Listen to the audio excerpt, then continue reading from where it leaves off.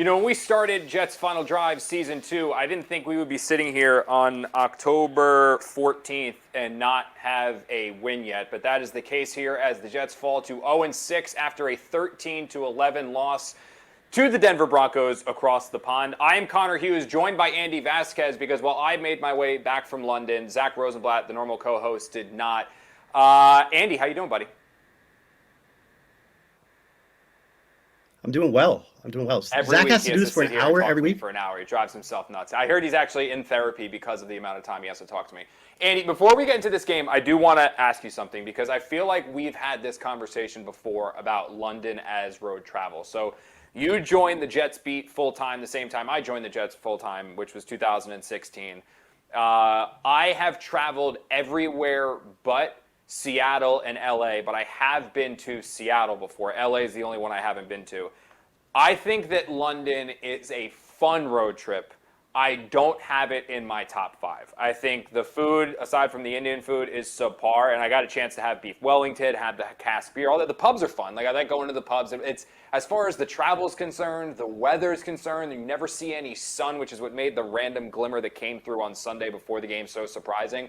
I don't have it that high. I'd much rather be in Seattle, San Francisco, Miami, Nashville, any of those places, Arizona, other than London. That's a long flight, and I don't know. I just don't think it's that fun. But I think you might disagree with me.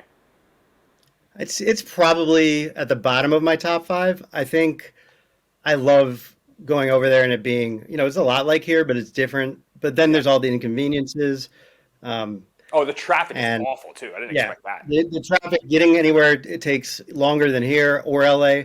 I do think Tottenham Stadium is right up there with Minnesota as the Oh best yeah, I've been to. The only yeah, one I haven't absolutely. been to is LA as well. So I love that stadium, and I think the vibe is always cool because people are into the game. And even at this point in the season, we don't always get that. But so those are the things that I put in the top 5, and I enjoy the pubs as well.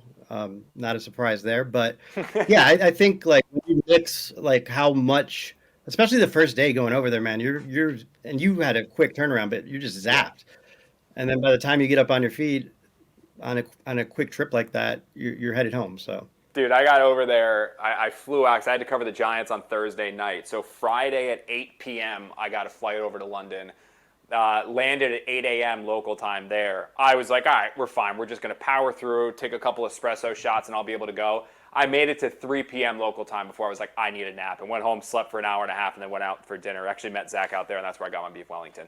Okay, so we're going to get into the game. Unfortunately, I do think that we might need to be basically downing cask beer to get through a couple more of these if the Jets don't turn this thing around, because it has gone from bad to worse to maybe the ugliest game that we've seen from the Jets in quite a while. Probably one of, if not the ugliest offensive performance that the Jets have had in franchise history. But before we get to all the specifics of that, Andy, we are going to do a segment that is new to this show. We started it last week. We're bringing it back. It is presented by Monmouth University, and it is What Did We Learn?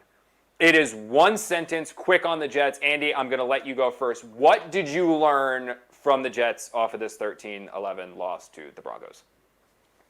They are still somehow finding new ways to lose. That's good. That's true.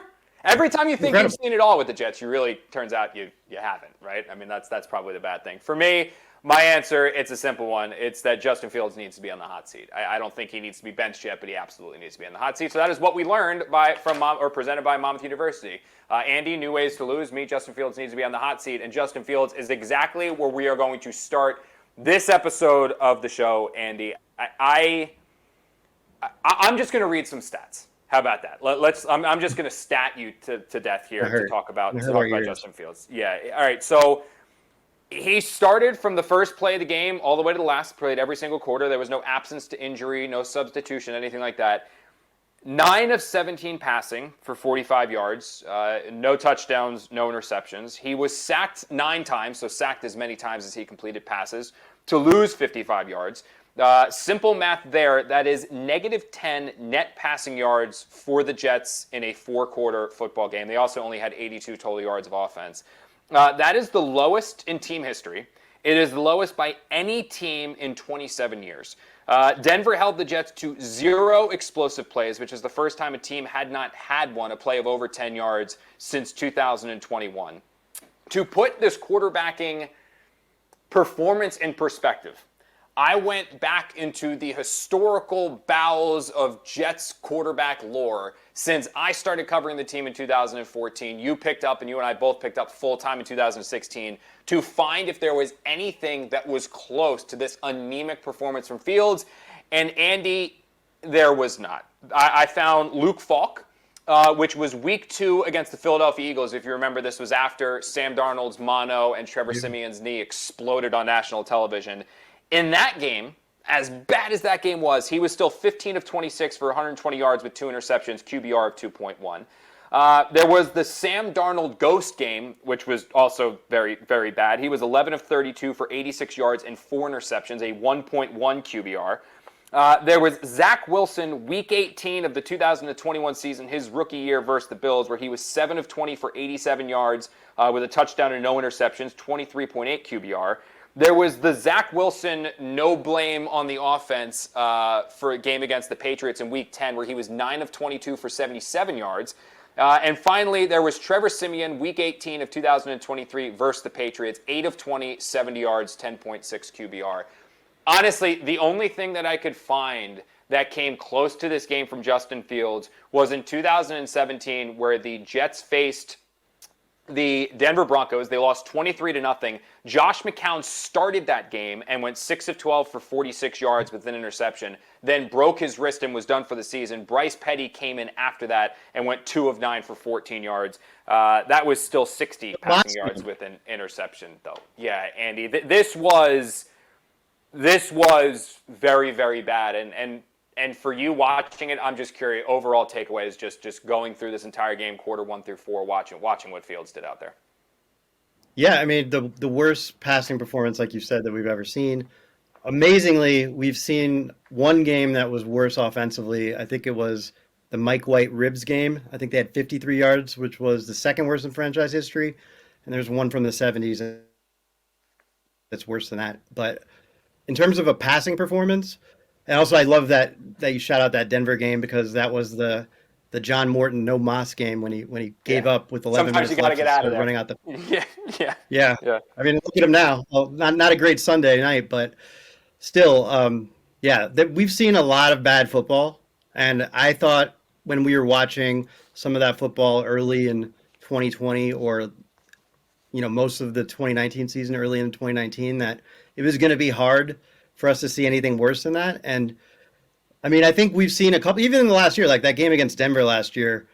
I think the Jets lost to a team that had -2 passing yards in the first half. So they've been mixing them in. But yeah, this was special to have so many sacks, to have, just the lack of awareness. And I don't think Glenn's entirely right that he's played well all season. He did play a great game week 1. Yeah. He had some nice moments. He's been up and down. It's been to me, it's already been, before even Sunday, it was like, okay, this guy isn't the answer. I mean, it's the same thing we've seen for the first, 4 or 5 years of his career. Obviously, he's in his 5th year. So for the first 4 years of his career, this is what we've seen. And, you can't bank on that going forward. You can't bet, the future of this franchise with talent here on that. So to me, the story was already over. And, yeah, that was just – I mean, it's very rare where a quarterback costs a team the game without throwing an interception. And, that's where we were at the other day. You have to be a special kind of bad to do that. You're right. And here's the thing about Justin Fields is that he wasn't the only issue on the offense. The Jets, we've talked about this ad nauseum at this point. The Jets did not go out there and add a legitimate complement to Garrett Wilson. Tyler Johnson, Josh Reynolds, Arian Smith at this point in his career, none of those guys would be the number 2, or I would make argument number 3 receiver on 31 other NFL teams. You look at some of the best offenses in the NFL, and they're running 2, 3, 4 deep at receiver. Look at the Tampa Bay Buccaneers. They lose Godwin. They lose Mbuka. They lose Mike Evans, and you still have guys that are coming in there, filling in and making plays, whether it's Shepard or the kid who thought that they were chanting MVP for him. I mean, there's depth there. The Jets don't have the depth, let alone starting talent for these guys. And the offensive line which we thought we were going to be able to rely on, or the Jets were going to be able to rely on, they're beginning to regress. Specifically, Armand Membu was absolutely lights out the first 3 games of this season. Allowed 4 pressures, 0 penalties, weeks 1 through 3. It was against the Steelers, Bills, Bucks. The last 3 games, 12 pressures, 5 penalties. Olu Fashanu, I talked to one source who reviewed the film from the first couple games of the season and said he sees a player in Membu who has regressed both in his confidence and also his technique, which is causing issues. He's allowed, where was it? I wrote it down here, 20 pressures already this season, which is the 4th most in the NFL of offensive tackles who have played at least 50% of their snaps. The run blocking hasn't been great. Breece Hall, 49 yards over expected this year, which means he's having to do most of the work himself. He's had moments where it's looked really good, but I don't think it's been something the Jets truly have to rely on. And you combine those 2 things and you get an offense that's not very good. But what stood out more than anything else in this game, offensive line, not perfect. Receivers, not perfect. How many times did we see Justin Fields drop back? And if you just hit pause on where he hit his back foot, I know Kurt Warner's been going rampant on Twitter, trashing Jets Twitter about, oh, you can't blame Fields, you can't blame Fields, you can't blame Fields. You're right. I don't know the read progression. But when you can hit pause, and you can take a red pen or a highlighter and say, well, that guy's open. Well, that guy's open. Well, that guy's open. And instead, you just see him hold the ball and hold the ball and hold the ball. Andy, it was like this guy was legitimately terrified to throw the football. His average time for sack, where is it? I found it down here. The Jets' average time to sack was 5.76 seconds. That's how long, that's an eternity in a pocket. The league average time to sack is 4.63. So that's not even quarterbacks holding the ball in the pocket and then getting rid of it. The average time to sack in the NFL is 4.63 seconds. The Jets' average time to sack against the Broncos was 5.76 seconds. You can't survive as an NFL quarterback like that. You're setting your offensive line out to dry. And again, the line wasn't perfect. There were certainly times when the pressure was right off the bat, including the final play on 4th down. But it's getting to the point here where the issues they have on offense, they're still there, but they are losing games because of Justin Fields, and it's got to turn around. It was never more evident than that Broncos game. That was a disaster, man. It really was a disaster. Yeah, it was rough, and I think the play that got Garrett hurt is kind of a perfect example. You don't need to know what his first read was on that play. He's staring him down. He got the ball there way too late to a guy who was open and would have been able to catch the ball at stride for a first down. Instead, he ends up taking a huge hit and he's going to be out. And, again, I don't want to pile on Justin Fields because with the way the Jets were calling the game, the way he wasn't able to escape at all. And as you've noticed the last couple of weeks, he's been banged up. And I think that is part of a factor, just part of it. But it's still, you're an NFL quarterback. You can't vapor lock, on a game, at a play at the end of the game when you can hit your best receiver for a chance to win the game, and instead you were so late and throw the ball, so poorly that he gets hurt. It's not acceptable. So No. yeah, I mean, again, I don't want to, totally pile on him because as you said before, it's a lot of issues, but yeah, that's just not. You need to be better than that. I think what stood out to me, too, is just the way that the Jets' offense has, for whatever reason, changed. And what I mean by that is that when we were thinking going into this game, into this year, what the Jets' offense was going to look like, we knew they were not going to be a prolific passing attack. Garrett Wilson is a star. Garrett Wilson's unbelievable. The teams were going to bracket and do everything they could to take him out of the game. Good teams with good corners were going to be able to do that. So what the Jets were going to have to do was run the ball and hope that their defense was going to keep things to one possession and then run the ball. And the benefit of having Justin Fields as your quarterback was that Justin Fields was going to be a major part of that run game with read options, with RPOs, things of that nature. It might be a little gimmicky. You could call it that. It was going to look like a college offense, but it could work as long as it was a one-possession game because you didn't know, was Fields going to keep it? Was Hall going to keep it? Was Braylon going to keep it? Was it going to be Fields? You didn't know, and it was going to work.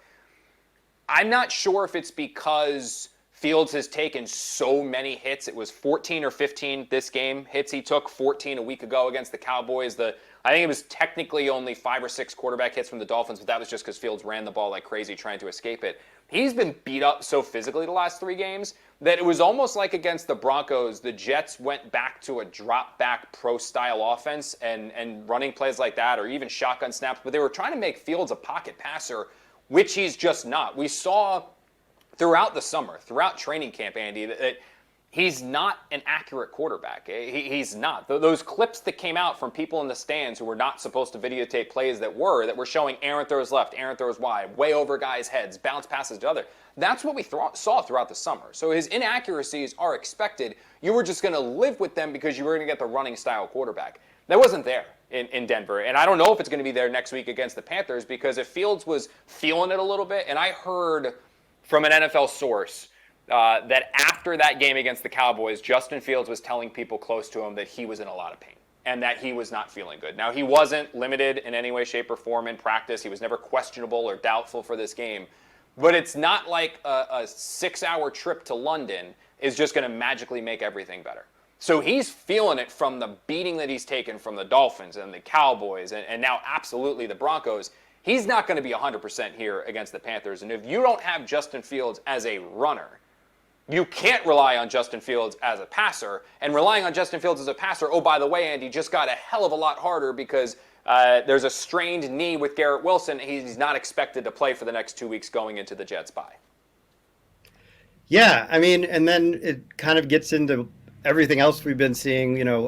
There's been a lot of criticism of Aaron Glenn for good reason, but I'm not going to jump on him for not having belief in his passing offense right now, like he didn't at the end of the first half. And I don't agree with the way he handled that, but also I do get why you would be a little gun shy about wanting to pass the ball in that situation, given what happened the week before and how quickly they can rack up incompletions and give the ball right back to another team. So I still don't think it's sending the right message to a locker room. And this is kind of the problem with putting all your eggs in this basket. You got to be ready to, kind of roll with the good and the bad and put it out there. But, clearly there's not a lot of belief in the offense right now.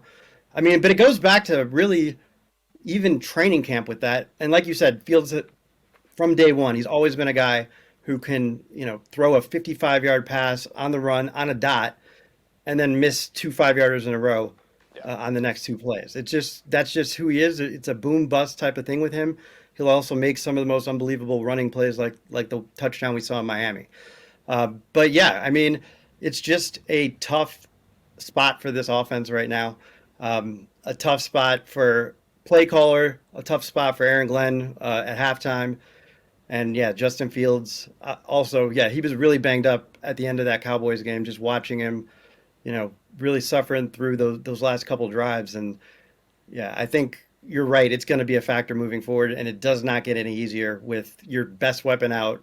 And now they can just totally, dial in on the run game. And that's already happening. It was. Yeah.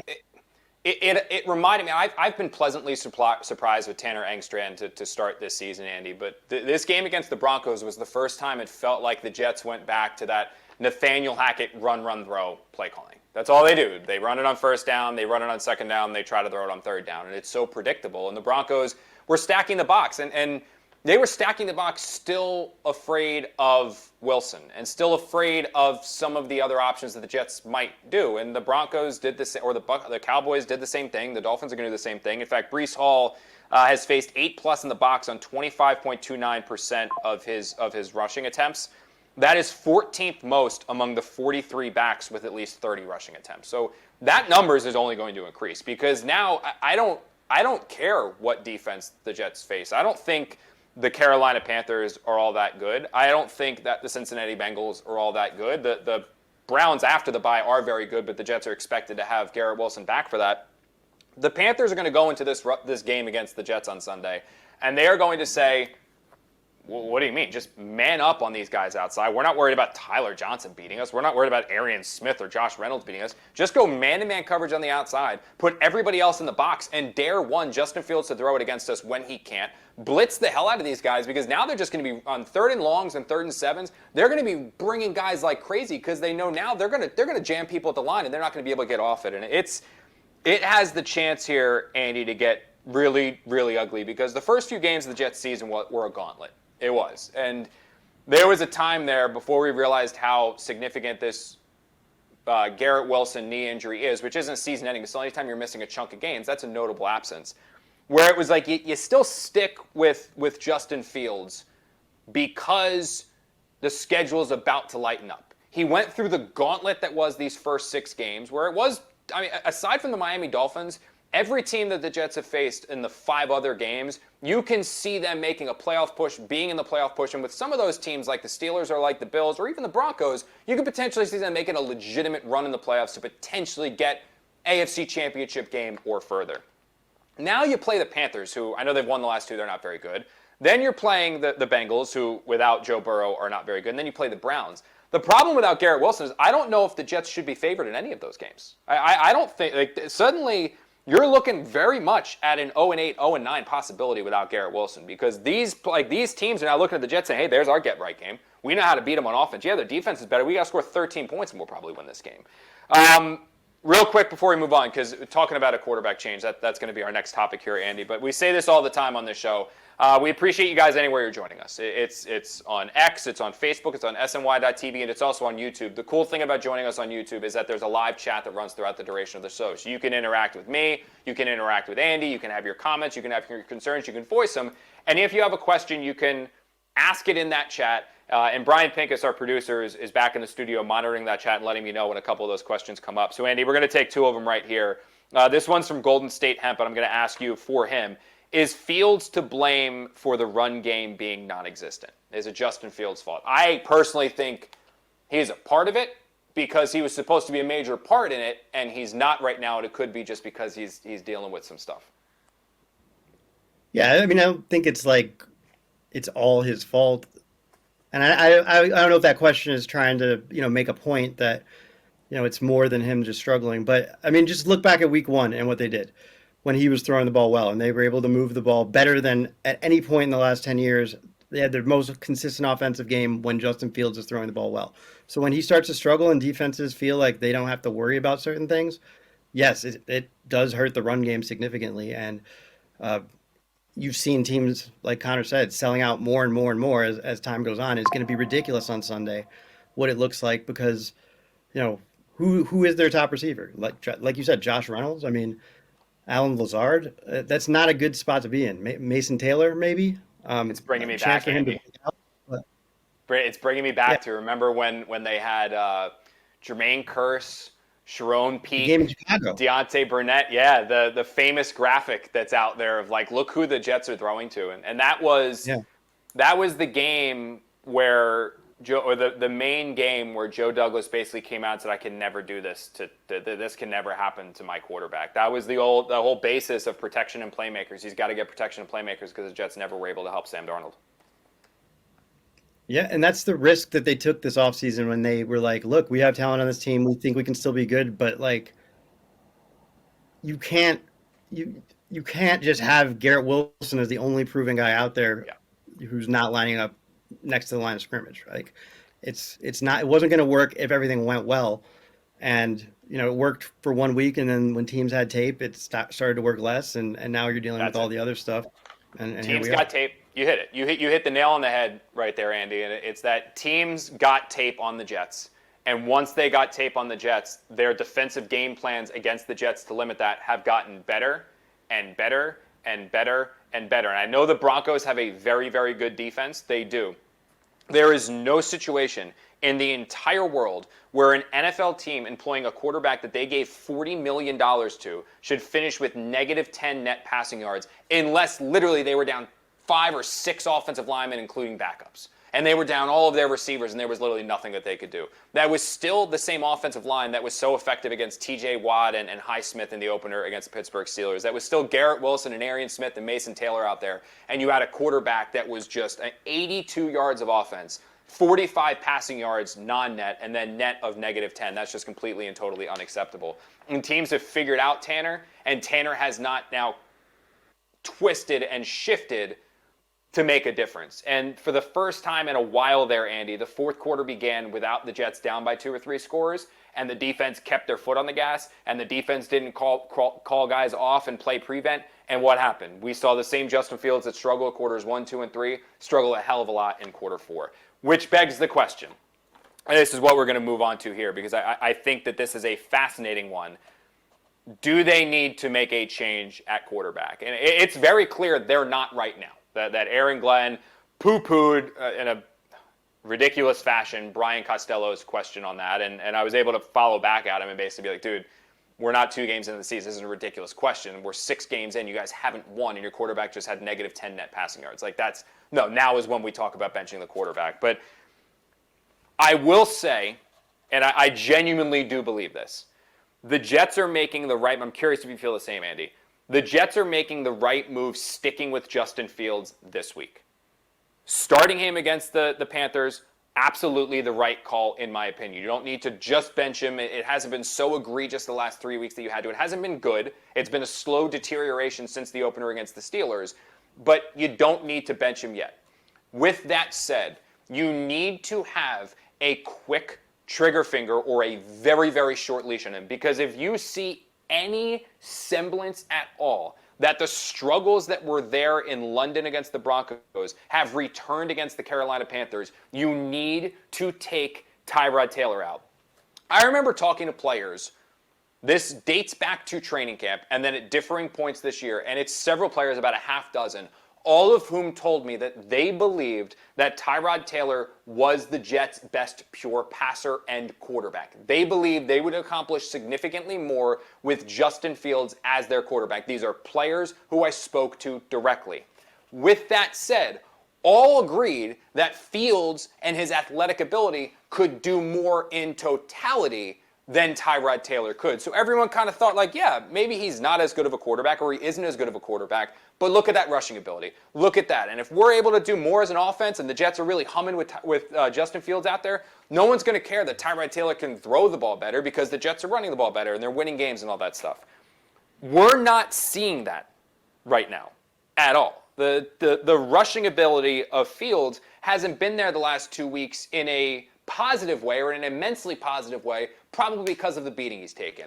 That is now bringing to light all of the limitations that he has as a passer. So in my opinion, if he can get going against the Panthers and you start to see what the Jets designed all the way back in training camp, sure, keep rolling with him. But the minute that you see, no, this is now another quarter like we saw against the Broncos, Tyrod Taylor needs to go out there and you need to see what he can do. This cannot be something where they just keep throwing Fields out there no matter what, like they did against the Broncos. Because it was clear, Glenn never even considered going to Tyrod Taylor. They needs to. I would give Tyrod Taylor reps in practice this week with the first team, and I would absolutely turn to him if Fields starts to struggle again. Yeah, I agree with you on all counts. I don't think they need to bench. I don't think they should bench him yet. I don't think it would. He's such a good dude and he's well regarded, and I think it would, be putting too much of the blame on him, and I think it wouldn't necessarily be like a well received move. And not that there's not justification for it, but it's just a little bit more complicated than that. And also I think you can go a while before you bench him if you do what you said. And I think like it's became pretty clear. I can't remember if it was the Buffalo game, or one of the other games that blurs in there where he was just completely ineffective. And Yep. it just should be like one of those things where like we just brought Tyrod in relief. One, he's a veteran. It wasn't working, but we're sticking with Justin. It was just a relief pitcher type thing. Like I think you can get away with that. Like it's not, the criticism isn't going to get louder than it is right now for Justin Fields. I mean, you would hope. It can always get louder. It can always get worse. That's one thing I've learned covering this team. But like, it's not like you're preventing this issue of him just getting absolutely destroyed in every single way by every outlet across not just the area but the country. So it's not like it's gonna create a distraction or more of an issue. I mean, he's already got the full experience of being a Jets quarterback who's struggling. So I think they could have won that game the other day if Glenn has a quicker trigger finger, and he needs to start winning games because like the whole positivity thing is not going to work if you keep losing games and somehow making history with more bad stuff. Yeah, well, here's my thing, Andy, and you made a good. I am not saying this is like big J journalism or power of the media and the hype and listen to what people are saying on the radio and listen to what people are saying on television and listen to what we're saying here as that's reason to bench Justin Fields. I don't feel that way or think that in any way, shape, or form. I genuinely believe, like players that get worked up on social media, but that stuff no team should operate. The thing, and this goes back in a way to Zach Wilson, but it's a truth in the NFL. It is a tried and true tale. You can't fool players. We saw all of training camp. We saw all of OTAs. We saw all of minicamp. That's why on the very first episode of Jets Final Drive of this season, when I was sitting here talking to Zach, I said my biggest concern with the Jets going into this season was Justin Fields. And I was basing that off of everything I saw throughout the duration of practices. And again, there were players that felt the same way because during that time, they told me they felt Tyrod Taylor was their best quarterback. I was willing to say, forget all that because maybe Fields is just a gamer. Maybe the Jets' offense of the ground and pound run will work in the regular season, and then you'll see success and it'll go on. The Jets are 0-6. And the players who saw Fields struggle so mightily throughout the summer are probably, and I don't know this because, again, we don't watch it in practice, but I'm going to assume that based off of everything I saw in OTAs, minicamp, and training camp, Fields hasn't suddenly turned into this remarkable practice quarterback. So if the struggles on Sunday are also present in the game, or the struggles on Sunday, are also present in practice because they were present in practice throughout all the practices we saw throughout the summer, the players are seeing that too. And you cannot fool them. And this is a wildly physical sport. Again, I'm not getting all high and mighty, but at the end of the day, these players truly are putting their bodies on the line. They are doing that. And they're putting their bodies on the line for their coaches in this organization, believing that the coach and the organization are going to position them in the best place to have success, and success in the NFL is winning games. The moment that players question whether a coach, one, is putting them in the position to have success, or two, has the ability to put them in success, that's when he loses a team. And in my opinion, we've seen the problems and the concerns with Justin Fields. If this team and these players begin to believe wholeheartedly that Tyrod Taylor gives them a better chance to have success, and because whether it's financial reasons or higher above reasons or whatever, they continue to trot Justin Fields out there over and over and over again with absolutely no rhyme or reason after he never won a quarterback competition because they handed him the job to start, even though Tyrod Taylor had a better summer based off of many people that I've talked to within the building, that's when you run the risk of losing the team. That's when this turns from very, very bad to SHIT, word I'm not supposed to say out loud anymore, show with this organization. And they are very dangerously close to doing that. So I know Glenn wants to stick with Fields. I know Glenn still believes in Fields. That's fine. But the players already have their questions and reservations about who their best quarterback is. And if the struggles continue against the Panthers now, a team that is not very good, even though they've won their last two, that's when they need to go to Tyrod Taylor.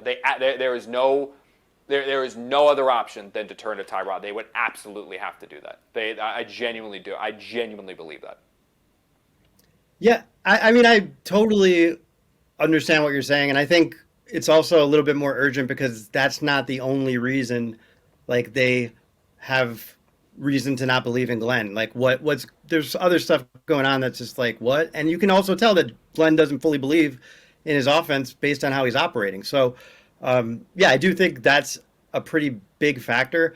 You know, I'm going to have to disagree with you on Justin Fields at practice because I heard they practice really, really, really good. Yeah, I was about to say, what the hell are you going to say? That's a good one. Good one. Yeah. Like, I mean, again, I don't understand that whole thing either. Like, that was just weird, and I don't understand, you know, why coaches say that and then why they get upset, they get criticized, and why they double down and say it again. Like, this goes back to Rex. Like, Rex yeah, nobody cares how you played in practice. Like, it just doesn't matter unless it's like in front of us and it's an obvious concern about something going into the season. And then everybody gets mad at us for pointing it out. But like, it's kind of our job is to say what we see. So, yeah, I mean, I just think there's a lot of stuff that people could question in that locker room right now. And, you know, one of them being like, why is this guy, you know, not coming up with some of the answers to these questions of that, why we keep losing games. And, you know, I think it comes down to like, it's easy to say like, we're going to fix these things, but like there is, and this is the problem and why you make a good point about having to be urgent about, you know, not letting this go too far before they make a quarterback change. And I do think part of the reason is like, it's not ideal to go to a guy who's 37 and injury prone and really has been close to the bottom. Who also does hold the ball a long time. Like that real quick, Yeah. Andy. Like the other thing about Tyrod Taylor, and I wrote this down too. Like his biggest bugaboo in his career is he holds the ball forever, and that leads to him taking hits. And he's not a super durable player, and that's where he gets hurt. Now, Aaron Rodgers told me that he felt that Tyrod Taylor, if he got another opportunity, was going to be significantly better at that because he felt he improved working with Aaron in terms of realizing when the rush is getting home and how to release it. But his time to throw, 2023 was 2.83 seconds, 2022, 3.29 seconds, 2021, 2.81 seconds. The top 10 quarterbacks this year in terms of time to throw per Pro Football Focus, 2.7. And I know that doesn't seem like a lot, like, oh, it's only 0.5 seconds. Like, that's actually a lot in NFL terms. So go on, Andy. But, like, Tyrod holds the ball a while, too. Like, that's not, but if he's at least going to pull the trigger, put him out there. Yeah, and look, I think that is like kind of a complicating factor, but it doesn't change the fact that you have a bunch of dudes in this locker room who are like tired of this, like really tired of this. And you saw it in Miami, the way they reacted in that locker room. It's that is what I think, a lot of times coaches underestimate like the fan reactions and how, how frustrated they are. But I think Glenn, like, he was just like, yo, we're going to keep it in this locker room. It's all going to be about us and not going to matter about the outside noise. But like, these guys are sick of this, that word you're not supposed to say here. There's pride, like Andy. There's pride, and they're getting embarrassed. Like they're punchline. These are every year, yeah, millions of dollars that are prideful people.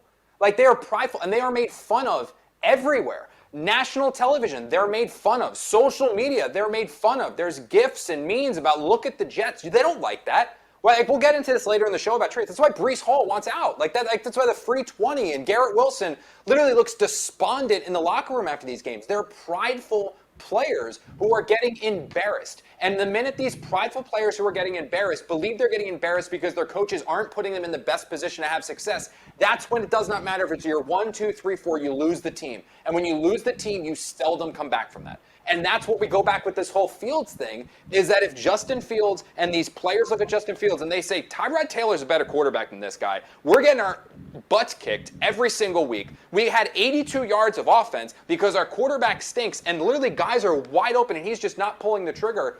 That's when you need to make the change to save everybody, because the players are going to be like, dude, it's the same thing that happened with Zach Wilson and Mike White.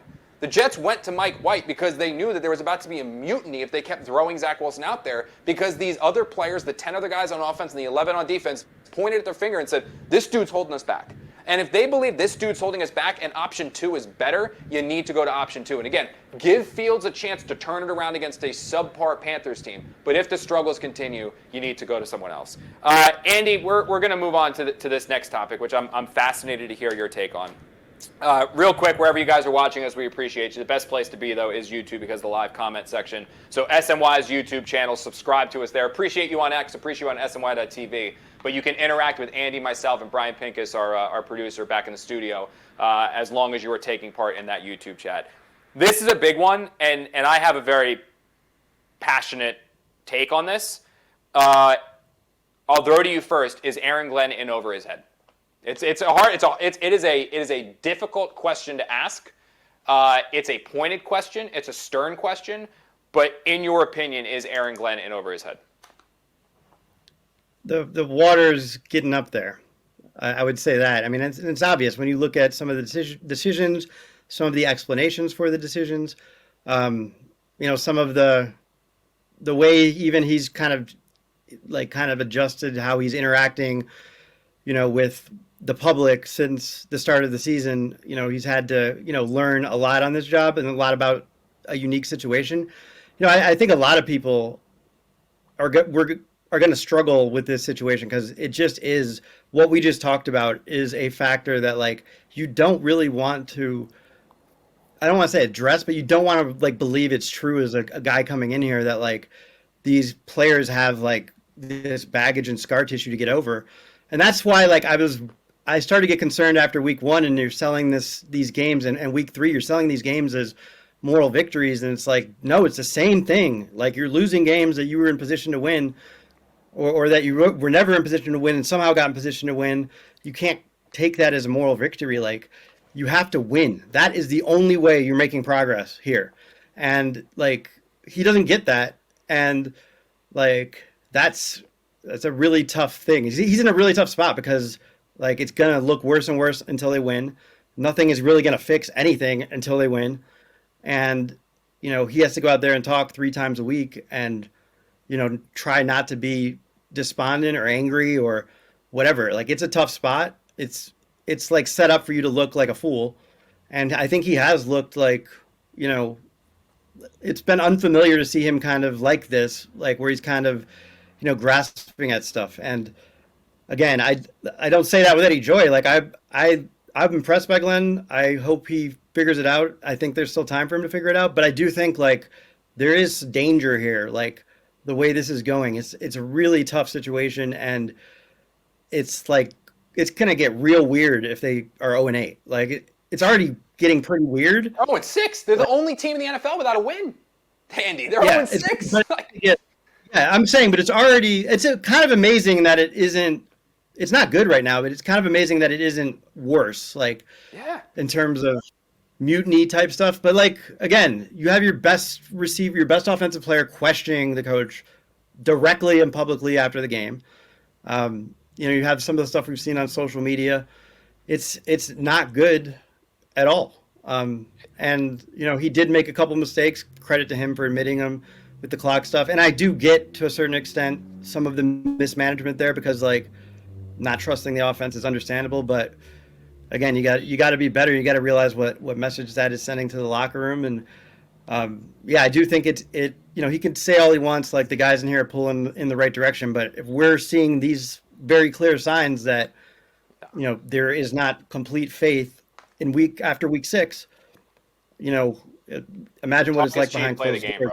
More than we're seeing. So I don't give a crap that the Jets are great parrots. Like I don't care that your players are parrots and the players can repeat what you say in a meeting room, because what they're doing on the field is completely and totally different. And the one thing that I'm gonna slam my head against a wall if I hear it again is the parallels he's trying to draw between the Detroit Lions and the New York Jets. Are the Jets going to go out there and trade for Jared Goff? Like, is he coming there? Also, the reason why the Lions are unbelievable are because the Lions have unbelievable players. Like I'm looking at their draft history. Are the Jets now just going to guarantee themselves Amon St. Brown in the 4th round?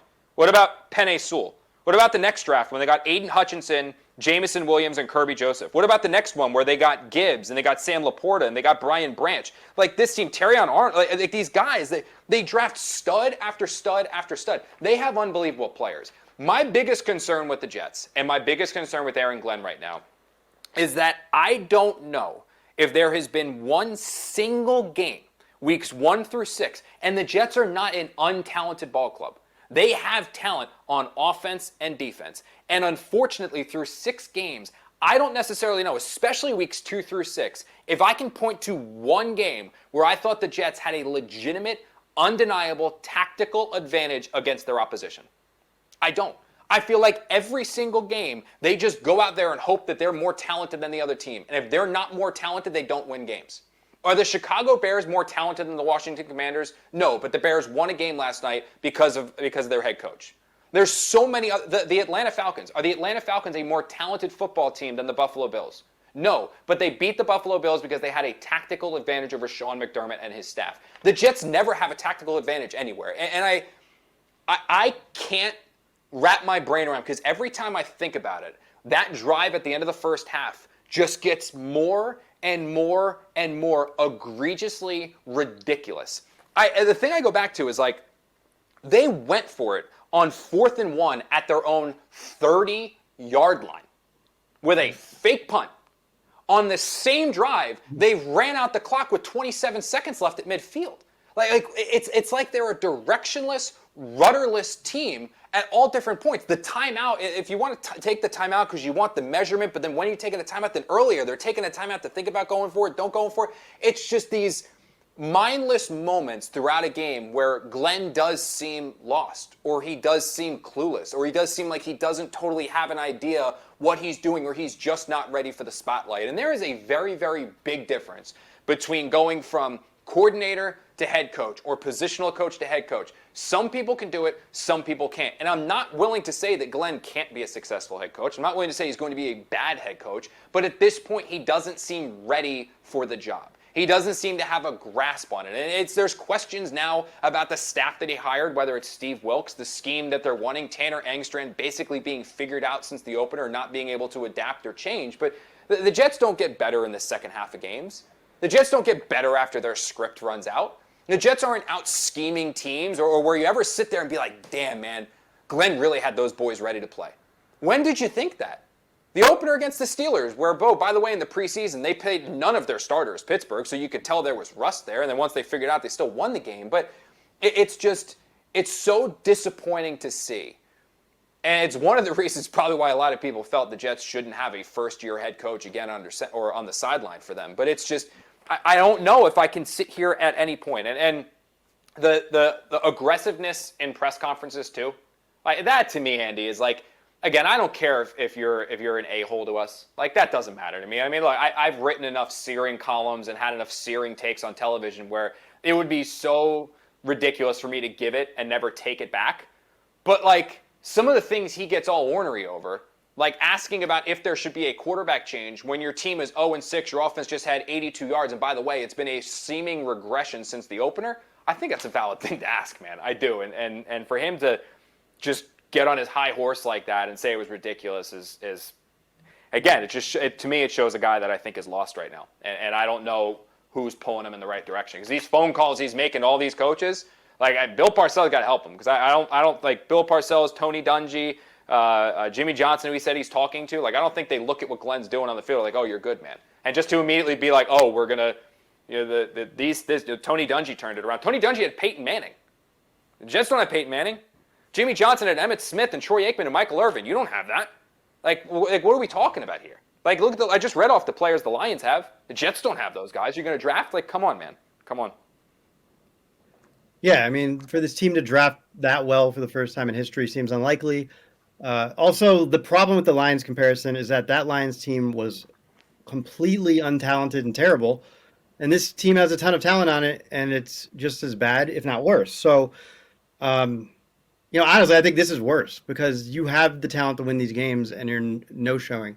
I do think there's an element of overthinking it and being like trying to make the perfect call, and like obviously he wanted to, not give the ball back to the Broncos, and that to him was a win at the end of the first half. You're playing not to lose. So you're playing not to lose. Yeah, you're playing passive. That's not what happened to the aggression you talked about, dude? Like, what happened to the aggression? Yeah. And what was the quote of his press conference? We're the New York Jets. We're built for this, SHIT. Like, what happened to that? Like, you're coaching aggressive. You're coaching not to lose. You're coaching passive. What message does that send to your team? It's why Garrett Wilson stormed up the field furious, saying, I don't understand our plan. And then when he figured out his plan, well, I don't like the plan. Like, you want your players to kill themselves for you. It's justifiably so.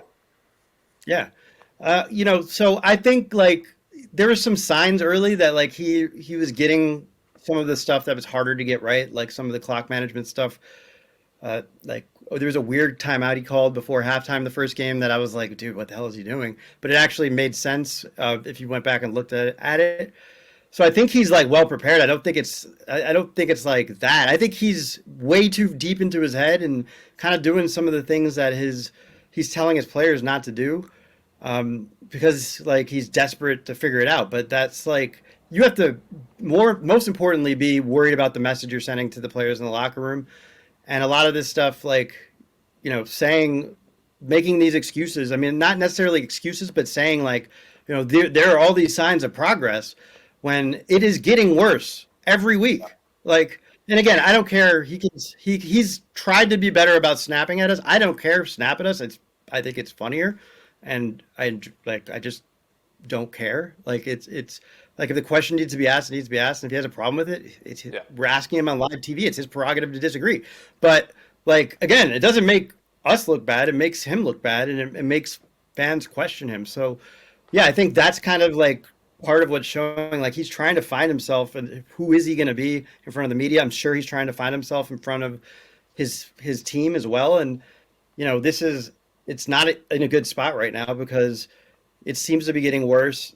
The players seem to be getting more frustrated. Somehow when they're close to losing or to winning, it feels like, they're going to lose anyway. I mean, the last two games, that they had the lead in the fourth quarter, did you think for 1 second they were going to win? No.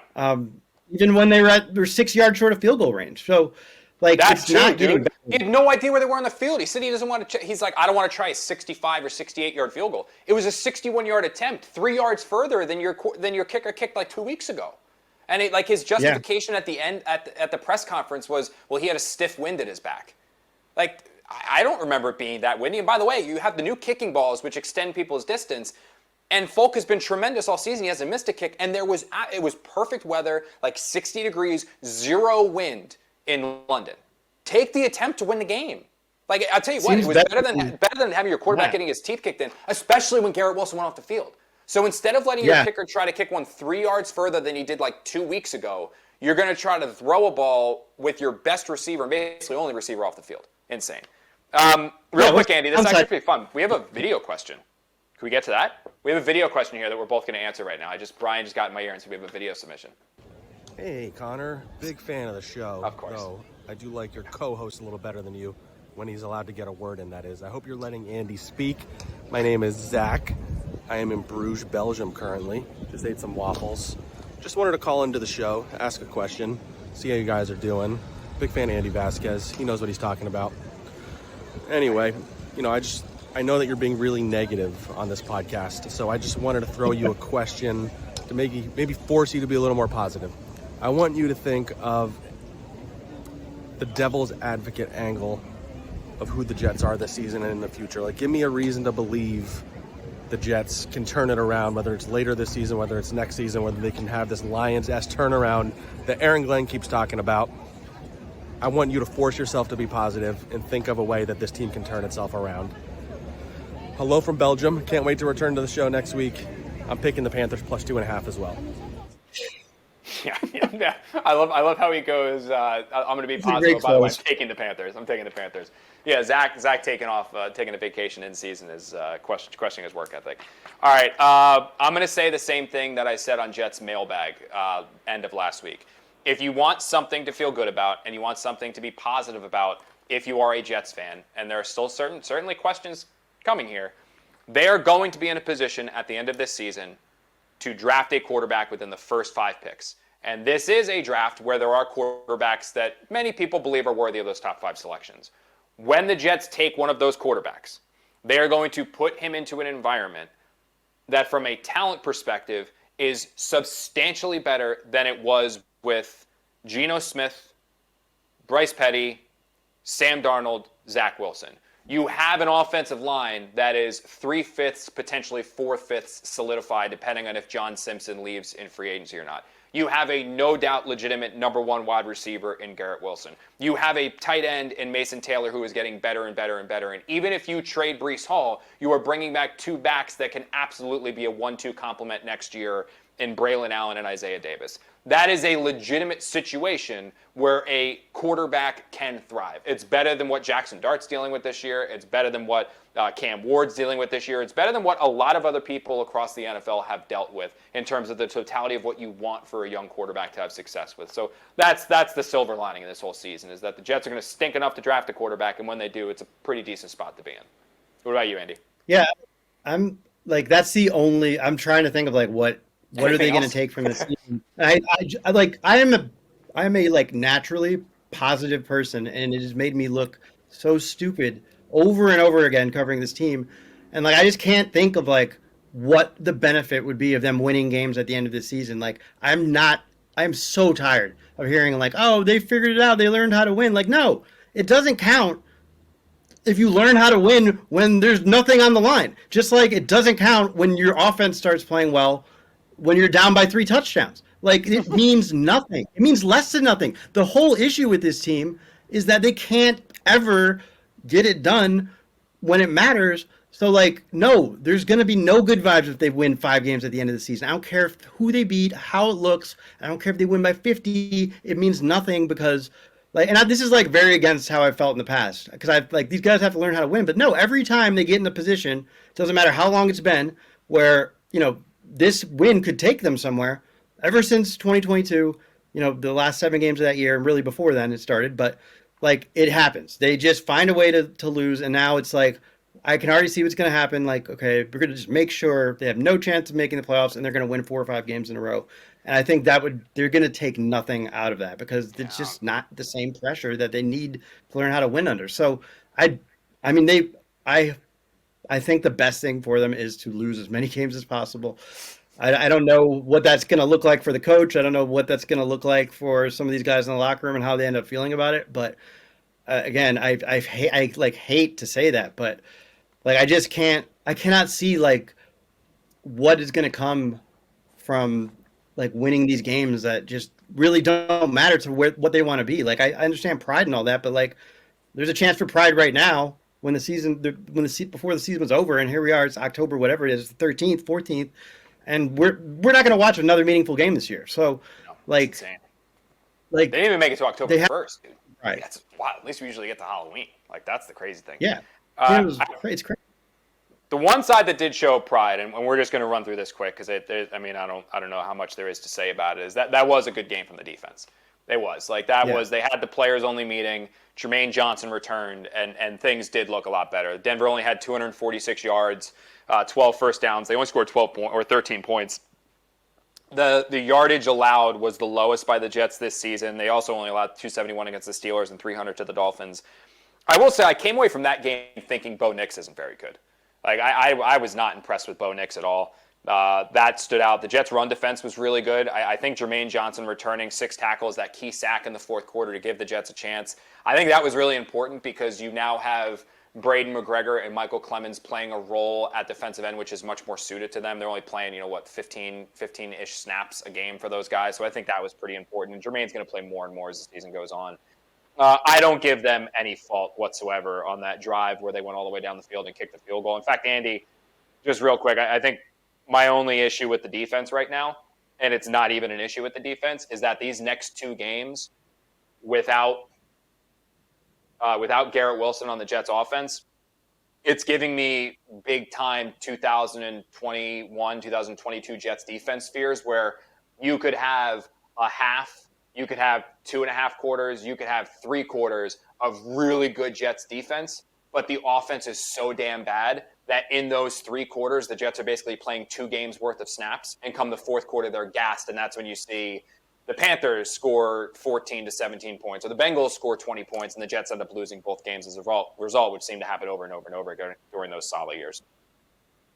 Yeah, and I got a little fired up there, but I'm not saying that I'm not saying that these guys aren't playing with pride or trying hard, because I think there's a lot of effort that is going into it, and I think the defensive performance after they had been just brutal for the 4 weeks before that, just absolutely impossible to watch. Like they showed up when it mattered, when they gave their team a chance to turn the season around. I think like that's, if you want to look for positives, like they're young guys developing, learning how the rest of the league is playing them and playing off of it. Tanner Angstrand finding some things, Glenn growing as a head coach, like those are things that can still happen for the rest of the year. But yeah, I mean, I think it was a gut check. I think it also shows how important Jermaine Johnson is to this defense, and how badly they need a pass rush to be effective, because they just haven't had it They have not at all, and it makes a big difference. It's a big problem for them when they don't have it.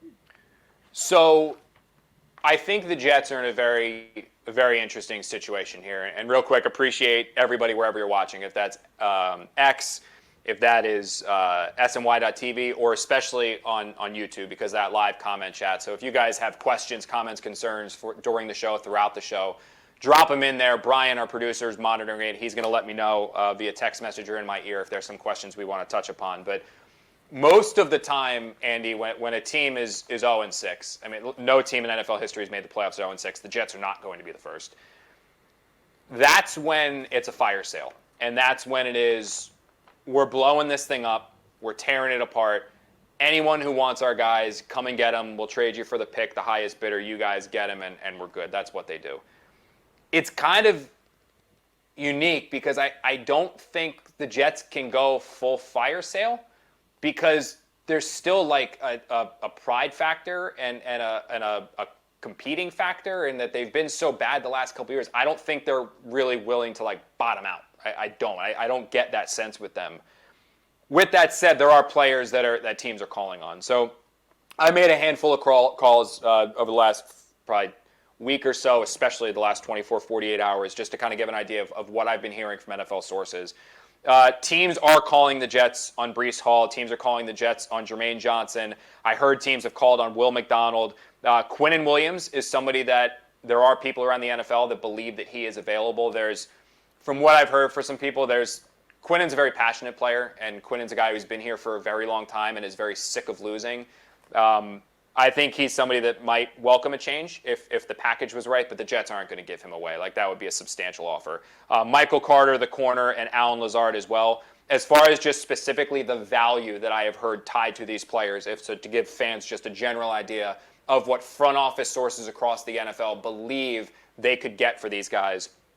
Breece Hall, who tweeted out free 20 last night. Andy, I don't know if you saw that one. That was quite just something to show up on Instagram. Breece Hall. Didn't you say last week? Yeah.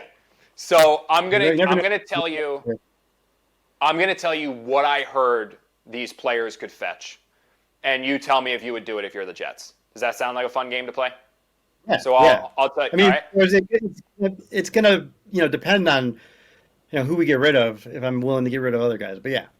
Okay. So yeah, this is just general idea of who you think. So with Breece Hall, I heard that I talked to literally 6 front office sources on this, and I hate doing that. I make fun of Ryan Dunleavy of the New York Post for doing this all the time, because anytime he writes a feature that's sourced, he tells you, like, I talked to 13 this, 13 that. But just so you guys know, like, I talked to 2 general managers, 2 assistant general managers, a director of pro personnel, and also a head coach. And they helped me piece this all together. Breece Hall was told he is a good player, explosive player. There are questions about his willingness to get the tough yards. He is also, quote, a rent-a-player. What that means is that because he's on the final year of his deal, whatever team trades for him is going to have to pay him or franchise tag him, which drives his value down. Because of that, I heard most likely you're looking at a 5th-round pick for Breece Hall. The best case scenario for the Jets is that they might be able to pit 2 contending teams against each other and get a 4th-round pick. If they let him play out this season and then go to free agency, they might be able to get a 3rd or a 4th-round pick, probably not 3rd, most likely 4th-round pick in compensatory value, but that's not going to come until 2027. So if they want a 2026 pick, they got to trade him, most likely 5th, potentially a 4th. I asked a general manager about the idea the Jets could get a 3rd, and he said, quote, way, way, way too rich, unquote. So that's probably not going to happen. So would you deal Breece for a 4 or a 5? Probably not, just because what are you going to do on offense? Okay. Like you're already down Braylon Allen. Like, I agree. I just think, like, from your overall point from the beginning, like, they can't do it. They can't do the whole fire sale thing because they just signed 2 young players to huge deals. And, like, what's that going to do for them? The 2 young players who are already frustrated with the losing. So I think, like, that has to be factored in, and you'd be doing a guy like Garrett no favors. Jermaine Johnson. I was told on him that calls have been made in regards to Jermaine Johnson. And one team that had communication with the Jets told me that their asking price right now is, quote, too high. He didn't tell me what it was. He didn't get into the specifics, but he said when the Jets and this team had conversations about Jermaine Johnson and trading Jermaine Johnson, the Jets' asking price was too rich for this team, so they backed out of it. I talked to a coach about Johnson and what he believed his value was with Johnson, and I heard definitely a 3, obviously.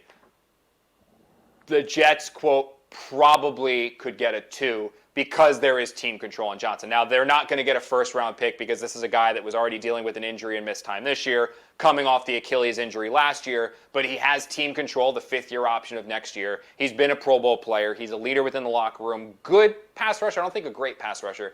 Good pass rusher, very good run stuffer edge. I mean, he's a 10-year starter in the NFL at defensive end. They might be able to get a 2, probably a 3. Would you deal Johnson for either of those 2? I think if it got up to a 2, you'd have to seriously consider it. But I agree. I wouldn't want to. I think what you just said is true. Like there's all the signs of him having a really, really, close to top end, next 5 years of his career, and they're going to need specifically like a savvy, experienced pass rusher. So, I would.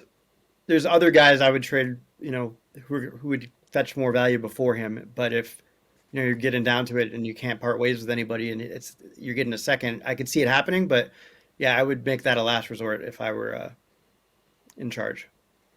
Will McDonald, I heard it was gonna the Jets would be looking for like a 1 or something like that. I don't think any team's gonna give him up. So I don't even know if that's worth talking about. Like I don't think a team's gonna give up a 1 for Will McDonald. Really? I don't think the Jets would be willing to do that. Quinnen Williams is a fascinating one.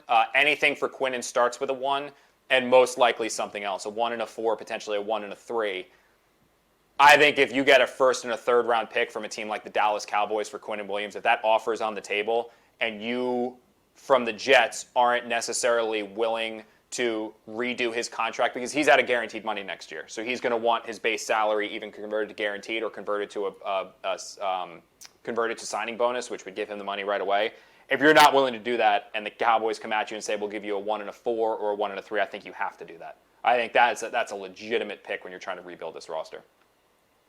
Yeah, I think it's like the right thing to do by him as well. Like he's, he hasn't said everything perfect. He hasn't been perfect his time here. Obviously, showed the frustration with the Rodgers departure and all that. But like, that's the point. He's super frustrated. He's, like you said, he's, a guy who won his whole life and then he came here and it's been nothing but this. So, yeah, he's tried to obviously be more, it seems like he's tried to be more engaged as a leader this year, like saying more of the right things, but the frustration has to be at an all-time high.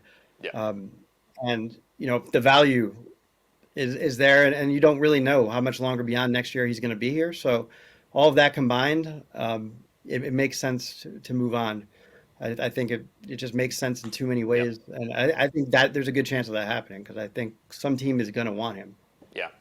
Michael Carter, Nickelback. I heard a day 3 pick, like 5, 6, something like that. He's been falling out of favor. He's been injured a lot. I think if you get that, the Jets probably do it, and then you just hand the nickel job to Brownlee. He looked really good. He looked really good in London. If you got, even a 5th, again, I hate to. This guy's one of the best slot corners in the league the last few years, but it has been, since the injuries last year, and it has not looked the same this year. I don't think they'd get a 5th. I don't think anybody's going to give that to them. But if they got it, it would be the right. It's day 3. It would be the right move. Day 3. Yeah. Last one. This is funny. Alan Lazard. I was basically told like the best case scenario with Lazard is it's like Lazard and a 7 for a 6, maybe. Like maybe a team does that, and even then, one team told me the Jets might actually give Lazard a 6 to get a 7, like something like that, just to try to offload him. So. I think if you can move Lazard for literally anything, you do it. Anything you can get for him, you do. Yeah, I don't think that's gonna happen.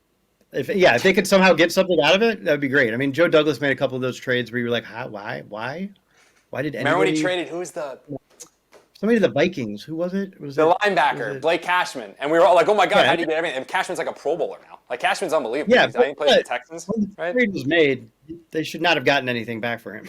Yes. Yeah, he was shoulder. He played like 3 games in 4 years. Yeah.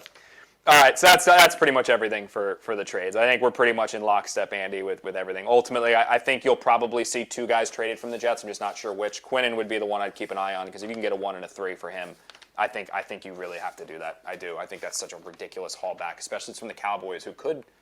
I don't know. They're a weird team with their wins and losses. They just lost to the Panthers. Speaking of Panthers, Andy, we're going to wrap this one up. I know it's been a long episode. I appreciate you hanging out with us here.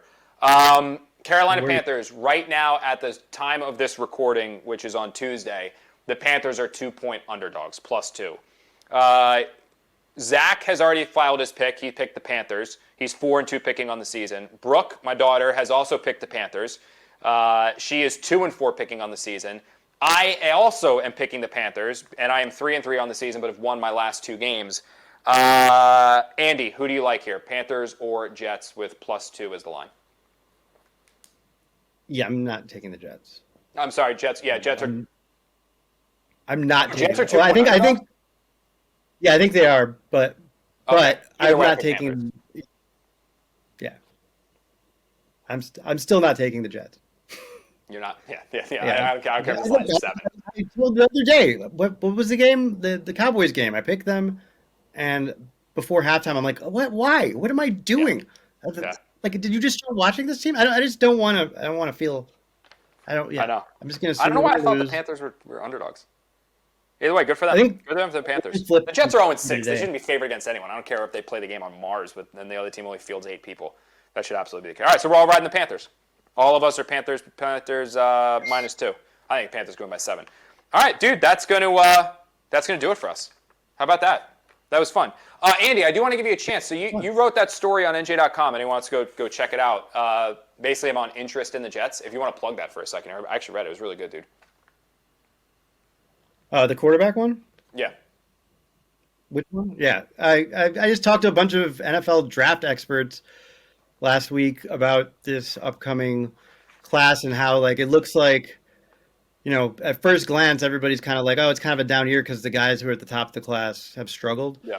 But as it turns out, like there's a lot of guys coming on who look pretty strong. So it's maybe not going to be like this, class with Trevor Lawrence, but it's going to have a lot of guys, a lot of options. And so even if the Jets do win some games, they could still maybe find their quarterback. It was interesting. I mean, I've never looked at the quarterbacks this early in the season. Yeah. And I've also never watched a Jets game at a bar in Brooklyn with nobody else there but me. But this week was interesting. I got to do both. So I appreciate it, man. And then you got to come in here and talk. And you got to come here and recap it all here on Jets Final Drive, right? Best part it was great. There we go. Yeah. All right. Happy I didn't bring it down too much. Yeah, right. Yeah. So that's going to do it here for Jets Final Drive. Thank you guys so much for joining us. We are here the day after or the day after the day after every single Jets game to recap it all. Andy Vasquez filling in for Zach Rosenblatt, who decided to extend his vacation. I can't blame him for that. I think we all needed like collateral pay or something like that after watching that last game. If you want more of me, you can have it because I am coming your way with Janae Coakley on Jets Mailbag a little bit later this week. File your questions to me. File your questions to Janae. Tweet your questions to SNY, and we will answer them throughout the show. I'm sure there's going to be a lot of trade deadline stuff, draft stuff, what the heck is wrong with the Jets stuff during Jets Mailbag, which is going to be a blast. If you want more of Zach from Belgium or wherever the heck he is right now, you can listen to Jets Flight Plan, which is part of the Badlands Network. That's Zach and Tim McMaster. More of Andy, you can find it on NJ.com. More of me, like I said, Jets Mailbag are all across SNY's platforms with Sportsnight and SNY.TV. Make sure you subscribe to SNY across all digital platforms. We love you watching on X. We love you watching us on SNY.TV. YouTube, again, place to be. Subscribe to SNY's YouTube channel because you get baseball, you get basketball, you get Andy Martino, Begley, Knicks, Nets, everything like that there. For our amazing production staff, last one we're going to do. Brian Pincus, Sam Candle, Corey Palmer, and executive producer Jeff Goldman, who is he is celebrating like no one before with the changes that Penn State is making. I'm surprised he wasn't in my ear throughout this show talking about all that stuff. But for all those guys, I'm Connor. He's Andy. Thank you guys so much for joining us. It was a blast as always. Maybe next week we have a Jets victory to talk about, although I highly doubt it.